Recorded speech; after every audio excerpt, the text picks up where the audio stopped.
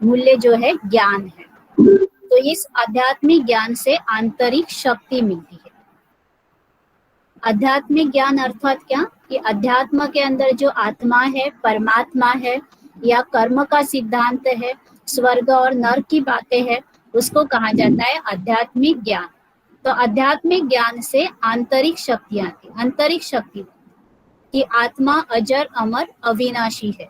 ये शरीर क्या है, मेरा एक वस्त्र है, माना मरने के बाद भी जैसा मेरा वस्त्र चेंज होगा, लेकिन मेरी आत्मा अजर अमर अविनाशी रहेगी। तो इसके कारण मृत्यु का भय चला जाता है।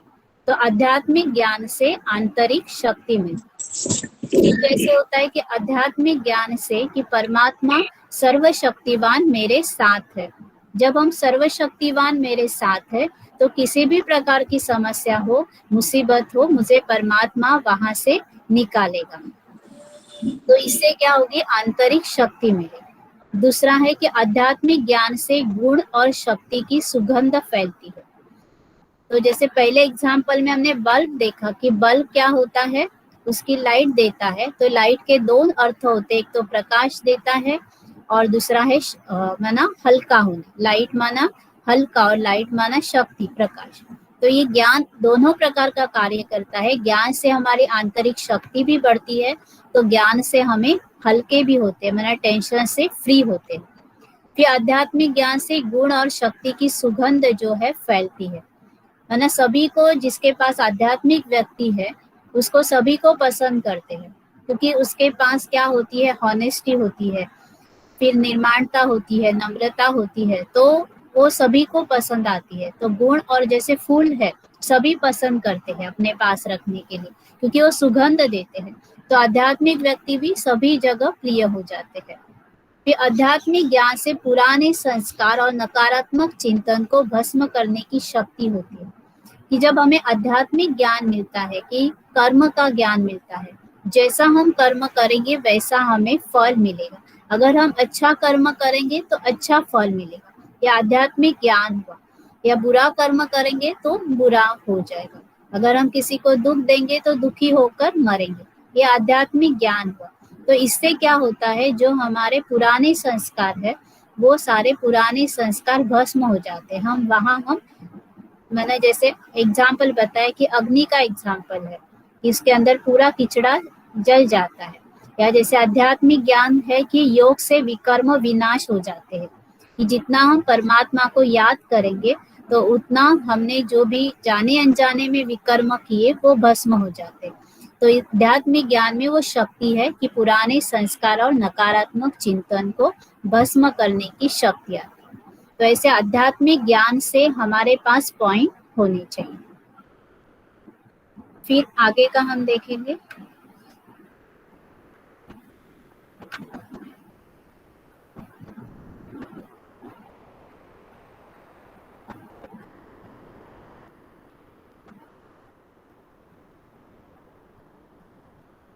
ज्ञान का अर्थ है समझ। ज्ञान किसको कहा जाता है, समझ। तो ये भी थोड़ा सा इसका वीडियो हम सुनते हैं। कि समझ, हमने देखा कि हमारी जो बुद्धि है वो जागृत हो जाती है, हमारा जो विवेक है वो बढ़ता है। तो ज्ञान कहाँ कहाँ से प्राप्त होता है, तो आपने सुना अभी इस वीडियो में, अभी आप बता सकते हो कि ज्ञान जो है इस प्रकार से कहाँ कहाँ से प्राप्त होता है। आप बता सकते हैं एक एक अनम्यूट करके, ज्ञान के स्रोत कौन से हैं।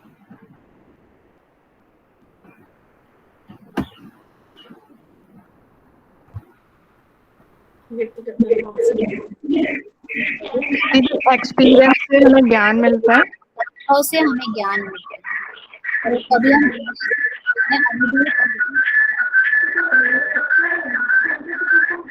ज्ञान हमें विद्यालय से प्राप्त होता है। कहाँ से मिलता है, विद्यालय से। विद्यालय से प्राप्त। और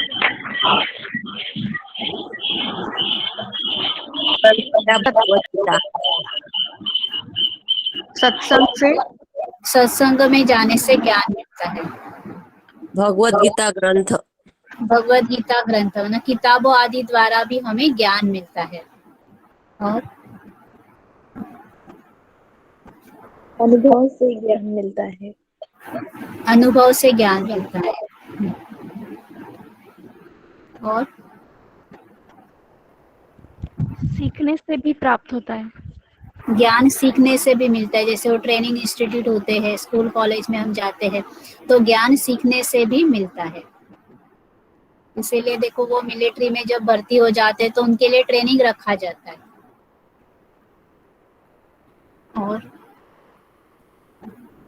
हमारी दिनचर्या में हम जो कुछ नया करते हैं उससे भी हम सीखते हैं। जो भी हम नए करते हैं तो उससे भी हम सीखते हैं। तो इस प्रकार ज्ञान के कई स्रोत हैं। जैसे एक तो हमें किताबों से ज्ञान मिलता है, दूसरा जो भी हम पाठशाला जाते हैं, कॉलेज जाते हैं, ट्रेनिंग इंस्टीट्यूट में जाते हैं, वहां भी हमें ज्ञान मिलता है। फिर ज्ञान निरीक्षण से भी प्राप्त होता है। कई ऑब्जर्वेशन करते हैं ना, कई चीजों का हम ऑब्जर्व करते हैं तो भी हमें ज्ञान मिलता है। फिर ज्ञान अनुभवों से भी प्राप्त होता है, जो भी हमारे जीवन में अनुभव आते हैं उससे भी हम सीखते हैं, या लोगों के अनुभव से भी हम सीखते हैं। अभी सीमा बेन ने रेस किया है हैंड, बताइए आप। और कैसे सीखते हैं हम ज्ञान? और कोई नया तरीका है? मीडिया के द्वारा भी ज्ञान मिलता है, वो भी एक स्रोत है। खेलते खेलते खेलने से ज्ञान मिलता है, वो विधि हुई खेलने ज्ञान ओके मिलता है। ओके ज्ञान कहाँ से मिलता है? जैसे किताब से मिलता है, अनुभव से मिलता है, अनुभव से सीखते हैं, ट्रेनिंग से सीखते हैं, और निरीक्षण से सीखते हैं, ऑब्जर्व करके सीखते हैं। ना कोई कुछ चीज बना रहा होगा, हम सिर्फ दूर से देखते हैं कि वो चीज कैसे बना रहे, वो ऑब्जर्व करते हैं और उसके कारण हम सीखते हैं। सोशल मीडिया से कहाँ से? मुझे जोर से बोलिए। सोशल मीडिया से प्राप्त सोशल होता है। मीडिया से हमें ज्ञान मिलता है, तो ऐसे ज्ञान के स्रोत है। फिर लास्ट का पॉइंट इंपॉर्टेंट है कि नैतिक और आध्यात्मिक मूल्यों के अभाव में मिथ्या अहंकार आता है। तो जो ज्ञान जिसके पास होता है ना, उसके पास कभी अहंकार नहीं होता, या अहंकार जो है वो ज्ञान को मार देता है। इसीलिए जब हमारे ज्ञान जब हम प्राप्त करते हैं तो हमें अभिमान या अहंकार से दूर है। कि जब अहंकार आता है तो ज्ञान को वो नष्ट कर देता है। तो ये अहंकार आ जाता है कि ये मूल्यों के अभाव में, इसीलिए मूल्यों का ज्ञान होना चाहिए, नैतिक और आध्यात्मिक मूल्यों का ज्ञान होना चाहिए। नहीं तो हमारी बुद्धि सिर्फ तर्क के आधार पर चलेगी, और तर्क जो होता है वो हमेशा चेंज होता है, विज्ञान जो है वो हमेशा चेंज होता है। इसलिए सिर्फ विज्ञान के आधार पर जांचना ये सही नहीं है। तो नैतिक और आध्यात्मिक मूल्यों के अभिमान में मिथ्या अहंकार आता है। तो आपको नैतिक मूल्य भी पता चले, अभी आध्यात्मिक मूल्य भी पता चले। आगे का तो उसके अभाव में जो प्राप्त किया हुआ ज्ञान जो है उससे अहंकार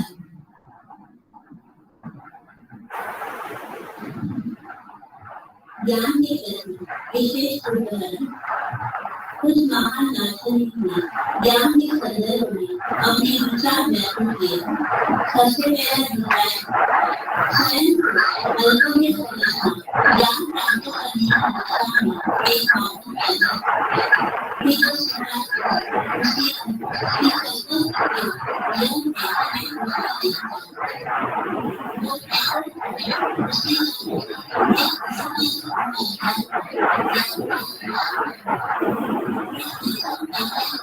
आवाज क्लियर नहीं आ रही दीदी।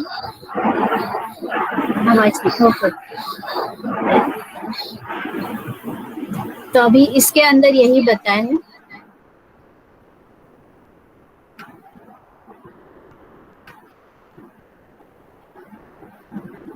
जो डिज़राइल ने बताया कि स्वयं को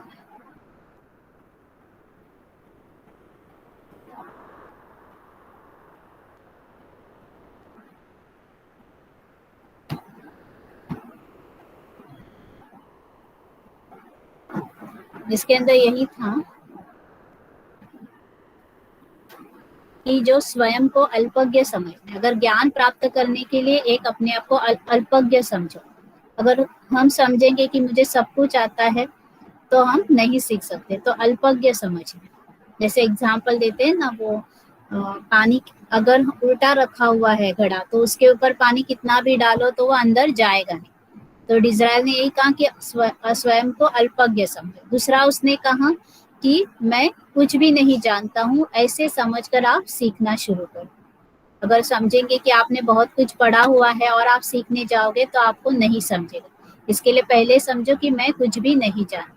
इसीलिए बाबा भी मुरली में क्या कहते हैं कि पहले आप जो कुछ पढ़े वो उसको भूल जाओ। तो ये दूसरा पॉइंट है ज्ञान का। और तीसरा पॉइंट क्या था कि दूसरों को जानने वाला विद्वान है, लेकिन जो स्वयं को जानता है वो बुद्धिमान है। हम बहुत कहते हैं कि हम सभी को पहचानते हैं, जानते हैं, लेकिन सबसे बुद्धिमान कौन है कि स्वयं को जानना। तो ये उसके अंदर था। तो ये 3 पॉइंट्स जो उन्होंने बताए।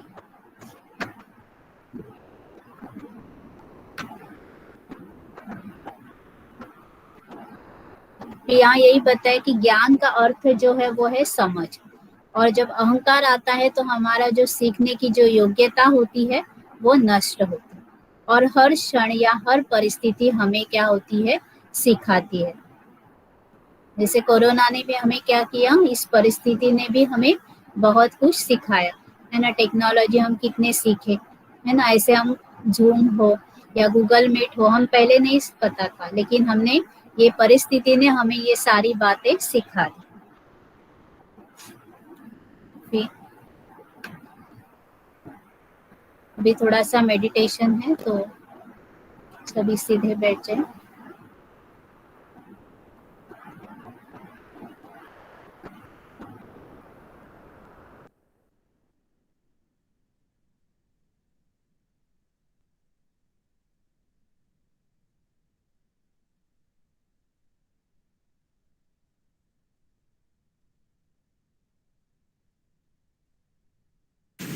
ओम शांति।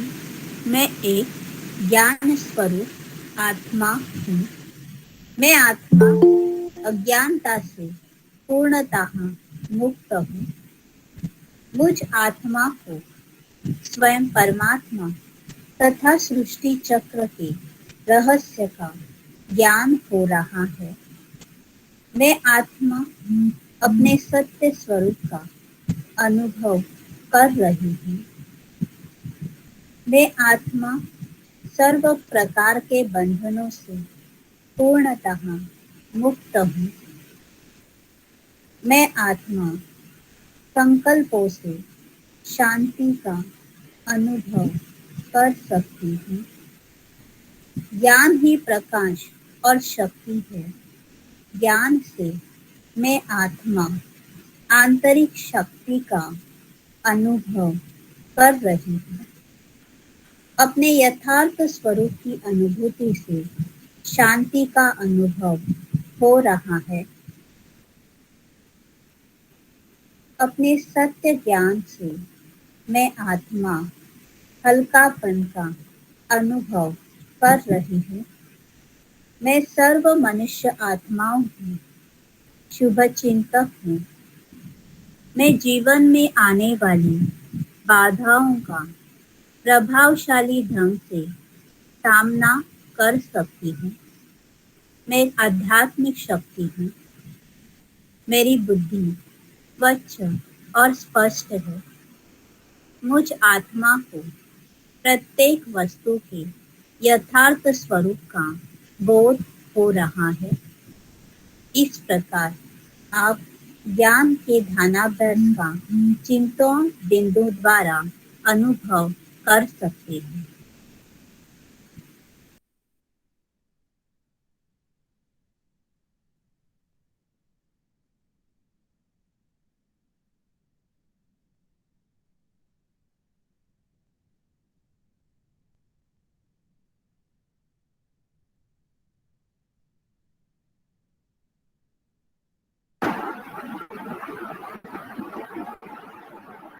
तो ये ज्ञान के कुछ चिंतन पॉइंट्स थे। तो उसके आधार पर भी हम क्या कर सकते हैं, मेडिटेशन जो है वो कर सकते हैं।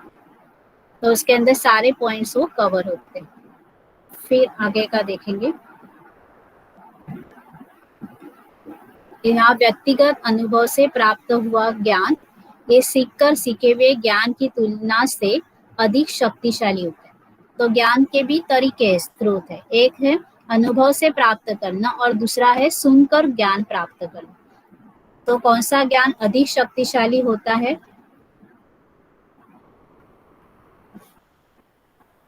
अनुभव से प्राप्त करें। और ज्ञान और अनुभव या सीखने से प्राप्त होती है। कि और बुद्धिमानी क्या है? अगर हमें कुछ सीखना है तो बुद्धिमानी क्या है?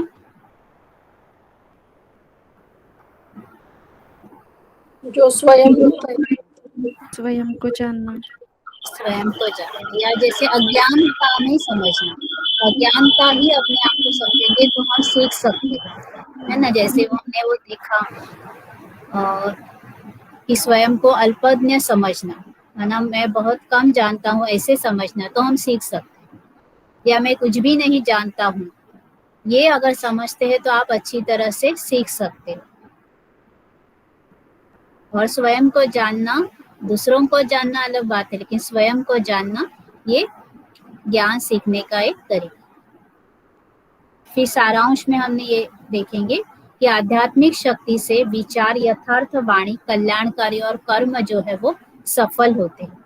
मनुष्य की वास्तविक शक्ति जिसके विचारों की गुणवत्ता पर निर्भर होती है, और जहाँ आध्यात्मिक शक्ति होती है वहाँ भौतिक संपत्ति होती है।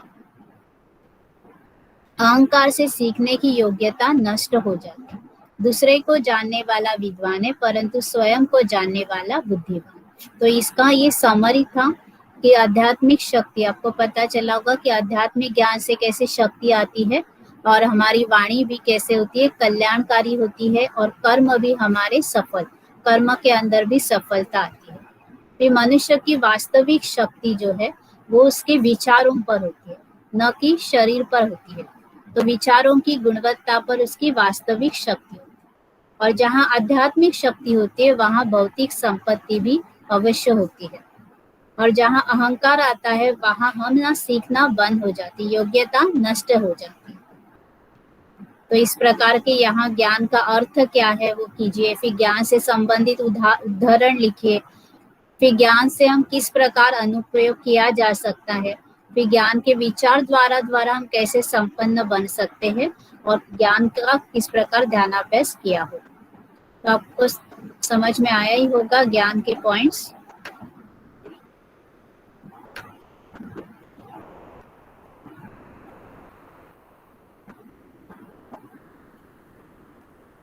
तो सभी को आया समझ में ज्ञान क्या है? ज्ञान के उदाहरण बता सकते हैं कोई भी एक?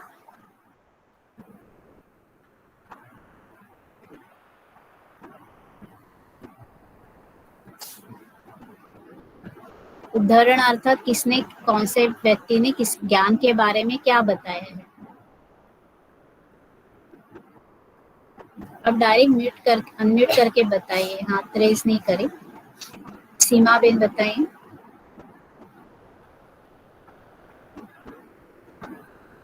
कोई भी उदाहरण।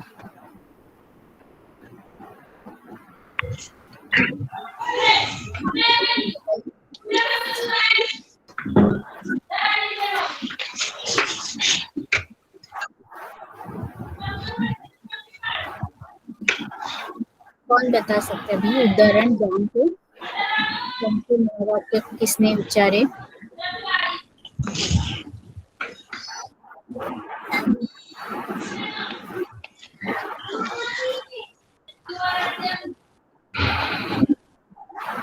ओम शांति। हाँ बोलिए शांति। हाँ किसने माना उदाहरण विचार बनता होगा ना, उन्होंने क्या क्या बताया? हाँ, सुब्रत जी बोल रहे हैं वास्तव में सर्वज्ञ यह है कि मैं कुछ भी नहीं जानता हूँ।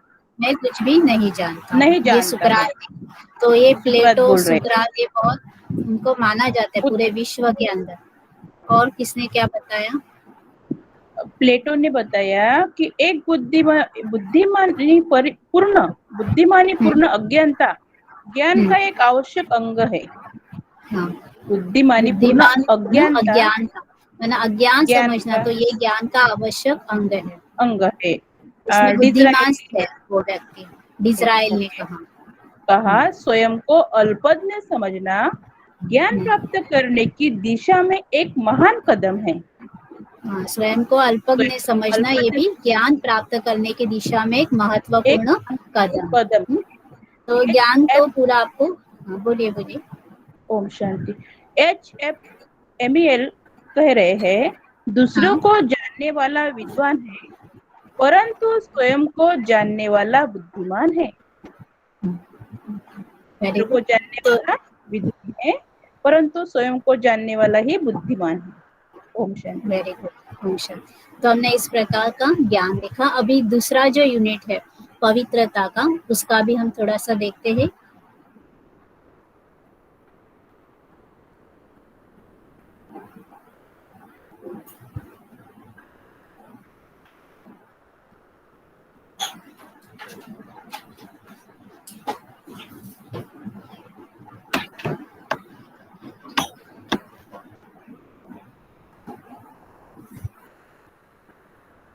मैं लगा रही हूँ, तब तक आप डिस्कस कर सकते हो ज्ञान के पॉइंट्स। कौन कौन से आध्यात्मिक ज्ञान है ना, वो पॉइंट एक एक बता सकते हैं अनम्यूट कर।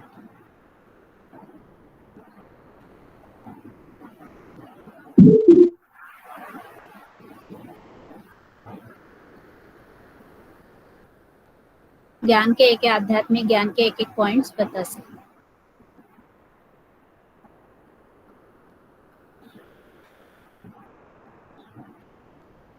मैं आत्मा हूँ, ये ज्ञान है। हाँ, मैं आत्मा हूँ, ये आध्यात्मिक ज्ञान। उससे क्या शक्ति मिलती है, किसके ऊपर विजय मिलता है?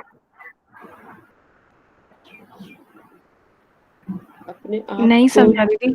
अपने आप को जानना और हाँ। अपने पिता को जानना। हाँ, मैं ये शरीर नहीं हूँ, ये जानना कि मैं शरीर नहीं हूँ, मैं आत्मा हूँ और मुझे आत्मा के पिता परम आत्मा है, ये जानना ज्ञान है। और मैं कहाँ से आई हूँ, मेरा घर कहाँ है? उससे कैसे शक्ति मिलती है? इस ज्ञान से आपको कैसे शक्ति मिली कि मैं कहाँ से आई, कहाँ जा रही हूँ, कहाँ जा रही हूँ? परिचय मिलने से हम डायरेक्ट अपने सुप्रीम सोल से कनेक्ट हो सकते हैं और उनसे अपनी जो ओरिजिनल शक्तियाँ हैं वो मिलती है। अपने ओरिजिनल गुण जो हम अपना पार्ट बजाते बजाते सब भूल गए हैं, वो वापस हमें मिलते हैं और अपने जीवन में उसका प्रत्यय भी मिलता जाता है कि हाँ, पहले मैं ऐसी थी, अब मैं ऐसी हूँ, मुझे ये अपने आप आने लगा है, मेरा गुस्सा अपने आप कम हो गया है, ये अनुभव भी आता है। चलो अभी हम पवित्रता के चलते वीडियो देखेंगे। हाँ याशिका बिन क्या बता रहे? नहीं बस दीदी ठीक है। वही है ना, अभी पवित्रता का जो 4th यूनिट है हाँ वो जी। देखेंगे। उसका जो वीडियो है पहले से।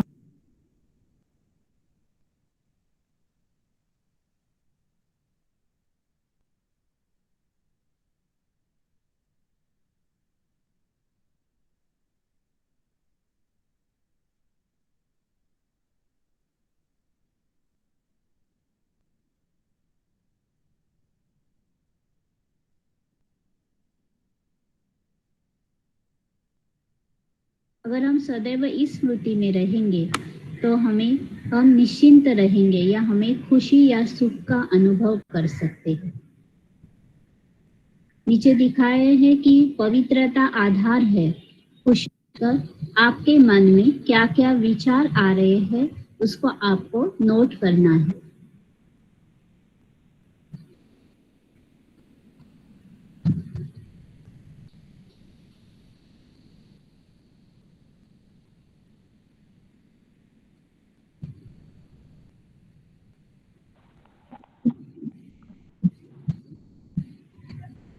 पहला चित्र है कि इसमें बैठकर पवित्र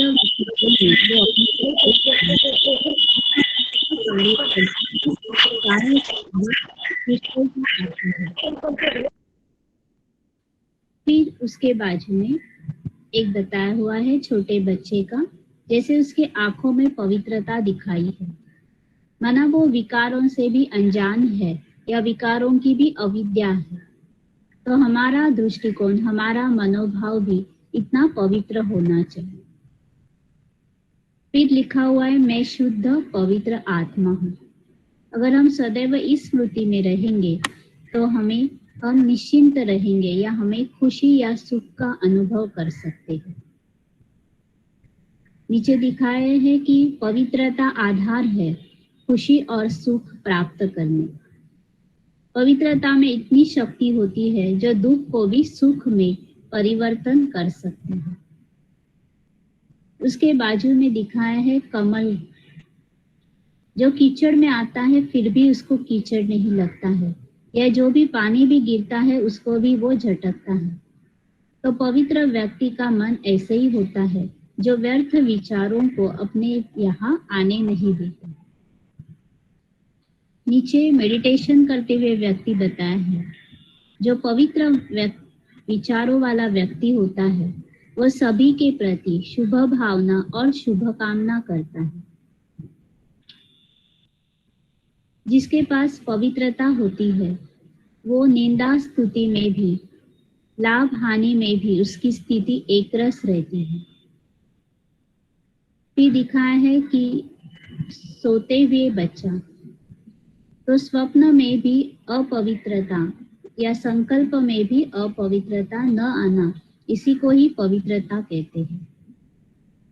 फिर नीचे दिखाया दोषारोपण करना। पवित्र व्यक्ति कभी किसी पे दोषारोपण नहीं कर सकता है। फिर दिखाया उदारता, जो पवित्र व्यक्ति होता है वो उदार होता है, वो सभी को मदद करता है। फिर दिखाया कीचड़े को उठाने वाला, जो अपवित्र व्यक्ति होता है वो हमेशा लोगों का जो कीचड़ा है, व्यर्थ विचार है, उसको वो उठा लेता है। फिर दिखाया है सांप और मणि। जैसे सांप और मणि, तो हमें भी सांप को नहीं देखना है तो मणि को देखना है। सांप अर्थात शरीर और मणि अर्थात आत्मा, तो हमें आत्मा को देखना है। इस प्रकार यह आज का जो पवित्रता का सार है, उस यूनिट का यह एक सार के रूप में चित्र बताया है। पवित्रता से प्रत्येक कर्म में महानता आती है। अगर पवित्र विचारों में हम कर्म करते हैं, ऑफिस में बैठे हुए कार्य करते हैं या पढ़ाई करते हैं, तो साधारण कर्म में भी महानता आती है। वो कर्म जो है वो महान बन जाते हैं। यहाँ एक अबोध बच्चे का चित्र बताया है। पवित्रता अबोध बच्चों के चेहरे की सुंदरता और आंखों की चमक से झलकती है। बच्चों की आंखों में वो पवित्रता होती है क्योंकि उन्हें विकारों की अविद्या होती है। इसीलिए सन्यासियों से भी महान उनको कहा गया है। उनका भाव निष्कपट होता है और स्पष्ट होता है और वो निरसंकल्प होते हैं। उनके मन में कभी भी संकल्प, व्यर्थ संकल्प नहीं चलते, तो वो निरसंकल्प होते हैं। पवित्रता खुशी और सुखी जीवन का आधार है। तो सुखी जीवन का आधार ही जो है वो पवित्रता है। तो जिसके पास पवित्रता है उसके पास खुशी और सुख भी होगा ही होगा। और पवित्रता की शक्ति में इतनी ताकत है जो दुख को भी सुख में परिवर्तन कर सकते हैं। पवित्रता शांति और प्रसन्नता, संपन्नता की जननी है। जहाँ पवित्रता है वहाँ शांति मिलती है, वहाँ प्रसन्नता आती है और वहाँ संपन्नता भी आती है। पवित्र व्यक्ति की निशानी है कि वो सभी के प्रति शुभ भावना और शुभ कामना करता है। तो जिसके पास पवित्रता होती है वह व्यक्ति सभी के प्रति शुभ भावना और शुभ कामना करता है। संग दोष के कारण अपवित्रता आती है। अलग अलग दोस्तों के संग में आने से या अलग अलग जैसे साहित्य के दोष में आने से या और अलग अलग रीति से संग दोष में आने से अपवित्रता आती है। जिसके पास पवित्रता होती है वह व्यक्ति कभी किसी की निंदा या आलोचना नहीं करता या दोषारोपण नहीं करता।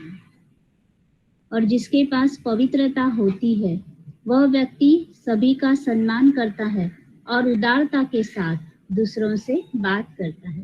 तो यही इस चित्र में दिखाया है कि किस प्रकार वो सम्मान और उदारता के साथ बात कर रहा है और इसी प्रकार आलोचना या किसी को भी दोषारोपण नहीं करता है। पवित्रता अर्थात नाम, मान, शान और विशेष अवसर प्राप्त करने की इच्छा से मुक्त होता है। उसे किसी भी प्रकार की इच्छा नहीं होती, कुछ मुझे नाम हो जाए, कुछ मुझे मान मिले या शान मिले या कुछ मुझे विशेष अवसर मिले, ऐसे प्राप्त करने की इच्छा से वह मुक्त होता है। उसे कोई स्तुति करे या कोई निंदा करे तो भी उसको कोई फीलिंग में वो नहीं आता है। तो अभिमान की भी फीलिंग नहीं आती है या अपमान की भी फीलिंग उसको नहीं आती है। तो इस प्रकार इस पवित्रता की अवस्था में मनुष्य निष्पाप होता है, एक छोटे बच्चे की तरह होता है और गुणग्राही होता है। पवित्रता का अर्थ है संकल्प में भी व स्वप्न में भी मन में किसी भी प्रकार का विकार न आना, न मन में किसी भी प्रकार का विकार नहीं है। पवित्रता शांति, प्रसन्नता और संपन्न की जननी है। जहाँ पवित्रता है वहाँ शांति होती है, वहाँ प्रसन्नता होती है और वहाँ संपन्नता भी होती है। अगर संपन्नता नहीं, शांति नहीं, तो कहाँ न कहाँ पवित्रता की कमी होती है। पवित्रता जीवन से पलायन नहीं है कि पवित्रता अर्थात हमें अपने घर गृहस्थ को छोड़कर जंगल में नहीं जाना है, बल्कि जीवन की मूल गरिमा और महत्व को स्वीकार करना है। पवित्रता अर्थात घर गृहस्थ व संसार से पलायन न कर जंगल में जाना नहीं है। इसमें वृत्ति और दृष्टि को चंचल नहीं होना है। मनसा वाचा कर्मणा हमारे चंचलता नहीं होनी चाहिए। जैसे इस चित्र में दिखाया कि गंदगी उठाने वाला, तो इस प्रकार जब अपवित्र व्यक्ति होता है वो लोगों की गंदगी या बुराइयों को वो उठा लेता है। तो इस चित्र में यह बताया है। इस चित्र में कमल पुष्प दिखाया है। जिस तरह कमल की पंखुड़ी से गंदा पानी गिर जाता है, उसी तरह से जो पवित्र व्यक्ति होता है उसको जो भी नकारात्मक वृत्तियां है, जैसे ईर्ष्या है, घृणा है, अहंकार है, अभिमान है, इसका जो प्रभाव है इसके मन को स्पर्श नहीं करता है। जैसे कमल जो है उसको गंदा पानी, कीचड़ स्पर्श नहीं कर सकता, वैसे ही पवित्र व्यक्ति को इन नकारात्मक वृत्तियां जो है उसको स्पर्श नहीं कर सकते। इस चित्र में सांप और मणि दिखाया है। तो सांप को न देखना है लेकिन मणि को देखना। मणि अर्थात आत्मा और सांप अर्थात शरीर। तो शरीर को न देखो लेकिन आत्मा को देखना। किसी भी शरीरधारी के व्यक्ति के प्रति सोचना भी अपवित्रता है। विशेष उदाहरण, जो भी विचारवंत होकर गए तो उन्होंने इस पवित्रता के बारे में क्या कहा है। तो थिरुमुलार जी ने कहा कि पवित्रता तेज उत्पन्न करती है। पवित्रता जीवन के सत्य पथ से भटकाव नहीं है। जब पवित्रता को ईमानदारी से धारण किया जाए तो वह अमूल्य संपत्ति बन जाता है। तो पवित्रता को हम जब ईमानदारी से धारण करते हैं तो एक बहुत बड़ी संपत्ति बन जाती है। फिर महाभारत के अंदर ऐसे कहा है, एक पवित्र मन सदा एक रचनात्मक मिसाइल होता है, न एक रचनात्मक मिसाइल की तरह मन बनता है। पवित्रता के संपर्क में आने से प्रत्येक व्यक्ति को इसकी सुगंध का अनुभव होता है। फिर रामाकृष्ण ने कहा कि पवित्रता मन की अंतर्दृष्टि को निर्मल बनाती है, जिससे व्यक्ति परमात्म अनुभूति कर सकता है। जो पवित्रता है जिस मन के अंदर, उसकी दृष्टि भी निर्मल बन जाती है। उसकी अंतर्दृष्टि जो है वो निर्मल बनती है और इसके कारण वो अच्छी तरह से परमात्मा अनुभूति भी कर सकता है। अहंकार व अपमान अनुभव करने के कारण व्यर्थ विचार उत्पन्न होते हैं। तो इसी कारण जो पवित्रता है वो खंडित हो जाती है। तो इसीलिए व्यर्थ विचार नहीं आने दें। एक सेकंड में व्यर्थ विचार, दृष्टि, वाणी एवं कर्म पर विराम लगाने से स्व परिवर्तन होता है। पवित्रता का अर्थ है व्यर्थ विचारों से पूर्णतः मुक्त। व्यर्थ विचार अर्थात घृणा भाव, द्वेष, अभिमान, अहंकार, अपमान की फीलिंग में आना। दूसरे व्यक्तियों द्वारा अशांति और दुख दिया जा रहा है, फिर भी व्यर्थ विचारों में उत्पन्न न होने देना। ना कोई हमें दुख दे रहा है, फिर भी यह अशांत कर रहा है, लेकिन उसके प्रति भी व्यर्थ विचार नहीं चले, इसी को कहा जाता है पवित्रता। पवित्रता से दूसरे लोगों की दृष्टि, वृत्ति और कृति का भी परिवर्तन होता है। पवित्रता के लिए कमेंट्री का अनुभव करेंगे। मैं एक पवित्र आत्मा हूँ। मैं मन, वचन, कर्म से पवित्रता का पालन करती हूँ। मैं जीवन की सुंदरता का अनुभव कर रही हूँ। मेरा भाव पवित्र है। मेरे नयनों से पवित्रता की वाइब्रेशंस निकल रही है। मेरे हाथों से और पैरों से भी पवित्रता की वाइब्रेशंस निकल रही है। वाइब्रेशन से प्रकृति के 5 तत्व भी पावन बन रहे हैं। मेरे मन में किसी भी प्रकार का द्वंद्व नहीं है। मैं आत्मा स्वयं को इस शरीर से अलग एक चैतन्य शक्ति आत्मा अनुभव कर रही हूँ। मेरे पिता परम पवित्र है। मैं श्रेष्ठ हूँ। मैं आत्मा बाधाओं से पूर्णतः मुक्त हूँ। कोई भी विकार मुझे स्पर्श नहीं करते हैं।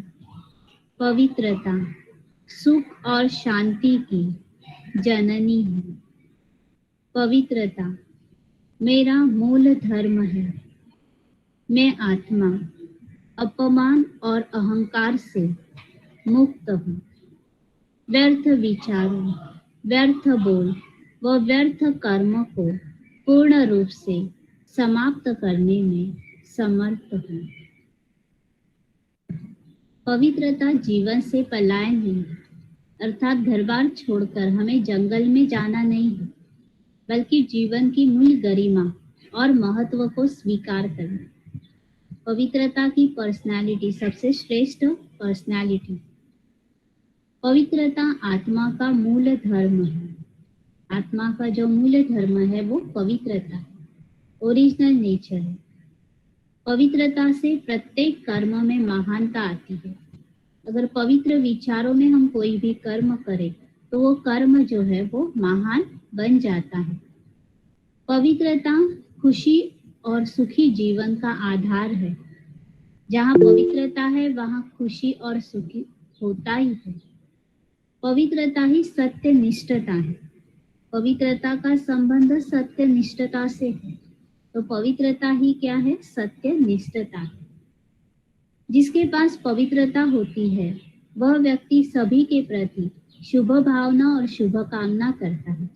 तो ये पवित्रता की निशानी है कि वह सभी के प्रति शुभ भावना और शुभ कामना करता है। पवित्रता से श्रेष्ठ चरित्र बनता है।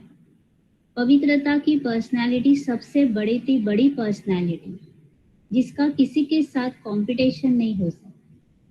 और कोई भी बात हो, पढ़ाई हो या और कोई भी बात में हम किसी के साथ कंपटीशन कर सकते, लेकिन पवित्रता की पर्सनालिटी सबसे बड़ी पर्सनालिटी है, तो जिसका किसी के साथ भी तुलना नहीं कर सकते या कंपटीशन नहीं कर सकते। व्यर्थ विचार है कि यह होना चाहिए था या यह नहीं होना चाहिए था, यह कैसे करे, लेकिन यह ऐसे करे। इस प्रकार इन बातों को हमें सुलझाना है। जितना हम व्यर्थ विचार करेंगे उतना शरीर और मन कमजोर होता है। हमारे विचार तर्क संगत हो, अचल हो, या हमारा दृष्टिकोण व्यापक हो या पूर्व ग्रह रहित होना चाहिए कि उसने पहले किस प्रकार से व्यवहार किया, उसी दृष्टिकोण को हम लेकर आगे बढ़ते हैं तो भी वो सही नहीं, तो पूर्वाग्रह रहित होना चाहिए। जो पवित्र व्यक्ति है उसका जीवन सादा होता है और उच्च विचार होता है, तो इसकी वो पहचान है। पवित्र जीवन की पहचान ही यही है, सादा जीवन और उच्च विचार। शरीर की पवित्रता का संबंध स्वच्छता और व्यक्तिगत स्वास्थ्य से भी होता है। जैसे व्यक्तिगत आदतों, जैसे सड़क के आसपास कूड़ा करकट न फेंकना तथा अपने रहने के स्थान को साफ सुथरा रखना, ये सारा पवित्रता के अंतर्गत आता है। जैसे शरीर की या स्थान की स्वच्छता, भोजन की पवित्रता, उसका अर्थ है शाकाहारी तथा ताजा या सात्विक भोजन करना, मतलब परमात्मा की याद में भोजन करना। पवित्र भोजन जो होता है वो तन और मन दोनों के लिए, दोनों के स्वास्थ्य के लिए अच्छा होता है। किसी भी आत्मा की विशेषता या गुण पर प्रभावित होना भी अपवित्रता है, क्योंकि उस आत्मा की विशेषता या गुण जो है वो परमात्मा का प्रसाद है, परमात्मा ने दिए हुए है, तो उस पर प्रभावित होना भी अपवित्रता है। परमात्मा को याद करने से पवित्रता आती है। जितना जितना परमात्मा को याद करेंगे उतना पवित्रता आती जाएगी। मैं शुद्ध पवित्र आत्मा हूँ, यह स्मृति का अटेंशन रखने से पवित्रता आती है। तो ये स्मृति इम्पोर्टेंट है कि मैं शुद्ध पवित्र आत्मा हूँ। यह स्मृति का अटेंशन रखेंगे तो पवित्रता आती है, और जब इसकी विस्मृति होती है तो अपवित्रता आती है। इसलिए कदम कदम पर अटेंशन रखना है। जब इस स्मृति का फाउंडेशन कमजोर हो जाता है तब अपवित्रता आती है। इसीलिए जो फाउंडेशन है कि मैं शुद्ध पवित्र आत्मा हूँ, इस पर अटेंशन रखना है। आज के इस सत्र का हम शॉर्ट में फिर से एक चित्र के रूप में देखेंगे कि कर्म में महानता आती है पवित्रता के कारण। फिर दूसरा है कि जैसे एक छोटे बच्चे की तरह पवित्रता जो होती है वो आंखों से झलकती है या निष्कपट भाव आता है, किसी के प्रति भी कपट किसी भी प्रकार का नहीं आता है। सदैव यह स्मृति रहती है, अटेंशन रहता है कि मैं शुद्ध पवित्र आत्मा हूँ। वो कमल की तरह होता है जो गंदा पानी भी अपने पास नहीं रखता है, उसको स्पर्श होने नहीं देता है। वैसे पवित्र व्यक्ति भी नकारात्मक वृत्तियों को, अभिमान की फीलिंग, अहंकार की फीलिंग को या व्यर्थ विचारों को भी स्पर्श होने नहीं देता है। खुशी और सुखी का जो आधार है वो पवित्रता है। जहाँ पवित्रता है वहाँ सुख और शांति होती ही है। तो पवित्रता में इतनी ताकत है जो दुख को भी सुख में परिवर्तन कर देती है। फिर जैसे छोटा बच्चा नींद में बताया है, इस नींद में भी हमने संकल्प में भी या स्वप्न में भी पवित्र संकल्प आते हैं। फिर यहाँ मेडिटेशन करते हुए व्यक्ति बताए जो एक स्थित प्रज्ञ व्यक्ति होता है, जो कोई निंदा करे या स्तुति करे या उसको लाभ हो जाए हानि हो जाए, लेकिन वो उसकी स्थिति एकरस होती है, यह पवित्रता की निशानी है। फिर दूसरा बताया कि वो सभी के प्रति शुभ भावना और शुभ कामना करता है। फिर नीचे दिखा है वो कभी भी किसी की आलोचना नहीं करता या ग्लानि नहीं करता है, लेकिन सभी को वो सहयोग देता है, उसका सभी के प्रति उदारता का भाव होता है। लोगों की जो पिछड़ा है, गंदगी है, उसको वो अपने पास आने नहीं देता है। और वो सांप को नहीं देखता, अर्थात शरीर को नहीं देखता है, लेकिन सांप में जो मणि है, माना शरीर में जो आत्मा है, उसको वो देखता है। तो इस प्रकार से इस पवित्रता का जो सार है वो यहाँ बताया हुआ है। अभी हम इस पाठ के प्रश्न उत्तर देखेंगे। पवित्रता से कर्म में क्या आती है? उत्तर है पवित्रता से कर्म में महानता आती है। प्रश्न दूसरा, पवित्रता की अभिव्यक्ति कैसे होती है? पवित्रता की अभिव्यक्ति अर्थात अपने विचार और अपने भाव व्यक्त करना, तो सभी के प्रति शुभ भावना और शुभ कामना से होती है। तीसरा, सुख, शांति, प्रसन्नता और संपन्नता की जननी कौन है? सुख, शांति, प्रसन्नता और संपन्नता की जननी पवित्रता है। फिर चौथा, पवित्रता ही सत्यनिष्ठता है, सही या गलत? पवित्रता ही सत्यनिष्ठता है, यह सही है। पवित्रता को ही सत्यनिष्ठता भी कहा जाता है। पांचवा प्रश्न है, पवित्रता किससे मुक्त रखती है? पवित्रता नाम, मान, शान और विशेष अवसर प्राप्त करने की इच्छा से मुक्त रखती है। पवित्रता नाम, मान, शान और विशेष अवसर प्राप्त करने की इच्छा से मुक्त रखती है। छठा, किसके कारण नकारात्मक वृत्तियों का प्रभाव मन को स्पर्श नहीं करता है? पवित्रता के कारण नकारात्मक वृत्तियों का प्रभाव मन को स्पर्श नहीं करता है। फिर सातवां है, पवित्रता का अर्थ क्या है? पवित्रता का अर्थ है कि संकल्प में भी किसी भी प्रकार के मनोविकार की उत्पत्ति न होना। पवित्रता का अर्थ है कि संकल्प में भी किसी भी प्रकार के मनोविकार की उत्पत्ति न होना। पवित्रता मन की अंतर्दृष्टि को कैसे बनाती है? पवित्रता मन की अंतर्दृष्टि को निर्मल बनाती है। कौन सा फूल पवित्रता का प्रतीक माना गया है? कमल फूल को पवित्रता का प्रतीक माना गया है। कौन सी स्मृति रखने से पवित्रता आती है? मैं पवित्र आत्मा हूँ, इस स्मृति रखने से पवित्रता आती है। तो इस प्रकार हमने प्रश्न उत्तर देखे।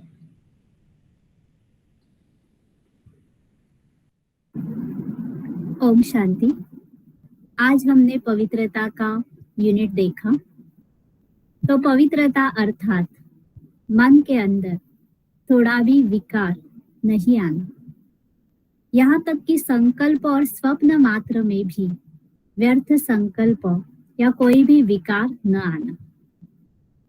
जो पवित्र व्यक्ति होता है वो सर्व के प्रति हमेशा शुभ भावना और शुभ कामना करता रहेगा, वो उसकी निशानी है। पवित्र जो व्यक्ति होगा वो नाम, मान, शान या कुछ पाने की इच्छा उसके पास नहीं होगी। ये उसकी निशानी है कि वो नाम, मान, इच्छा से वो अलग रहेगा, उससे दूर रहेगा। या कोई उसको ऐसा नहीं लगे कि मुझे कोई अवसर मिले, ऐसी उसे चाहना नहीं होगी। उसको अभिमान या अहंकार की फीलिंग नहीं आएगी। वो एकरस स्थिति में रहेगा। वो किसी शरीर को देखेगा, कोई स्त्री को देखेगा या कोई पुरुष को देखेगा, तो उस शरीर को नहीं देखेगा, लेकिन जैसे उस आत्मा को देखेगा।